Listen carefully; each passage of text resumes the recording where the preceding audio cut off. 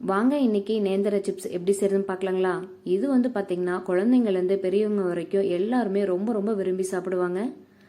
இது வந்து சுலபமாகவே நம்ம வீட்டில் செய்யலாங்க. இது செய்கிறதுக்கு நான் இன்னைக்கு ஒரு 5 வாழைக்காய் எடுத்திருக்கேங்க. வாழைக்காவை எடுத்துட்டு இந்த மாதிரி நல்லா தோல் சீவி எடுத்துக்கலாம். நம்ம ரொம்ப பழமாக இருக்கக்கூடாதுங்க, நல்ல காயாக இருக்கணும். வாங்கிட்டு வந்தால் கடையில் வாங்குற மாதிரி இருந்துச்சுன்னா நம்ம வாங்கிட்டு வந்து உடனே செஞ்சிடணும். இல்லைன்னா வந்து உங்களுக்கு லைட்டாக வந்து பழுத்துரும். இந்த மாதிரி சிப்ஸ் கட்டை இருந்துச்சுன்னா நம்ம இந்த மாதிரி சீவி எடுத்துக்கலாங்க. சிப்ஸ் கட்டை இல்லைன்னா நம்ம கத்தியில் கூட ரவுண்ட் ஷேப்பில் நம்ம அறுத்து எடுத்துக்கலாம். நம்ம சிப்ஸ் வந்து ரொம்ப நமக்கு நல்ல எல்லோ கலர் கிடைக்குங்களா.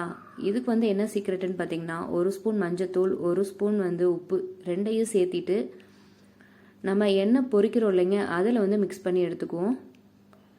இந்த மாதிரி நம்ம வாழைக்காவை எல்லாமே ரவுண்ட் ஷேப்பில் சீவி எடுத்துக்கலாங்க. பாருங்கள், எல்லாமே ஈக்குவலான ஷேப்பில் கிடச்சிருக்கு. அப்போ தான் வந்து உங்களுக்கு எல்லாமே ஈக்குவலாக வெந்து வரும். இது செய்கிறதுக்கு நான் இன்றைக்கி நார்மல் குக்கிங் ஆயில் எடுத்திருக்கேங்க. நீங்கள் வந்து தேங்காய் எண்ணெய் இருந்தால் கூட நம்ம இந்த சிப்ஸ் வந்து பொரிச்சு எடுத்துக்கலாங்க.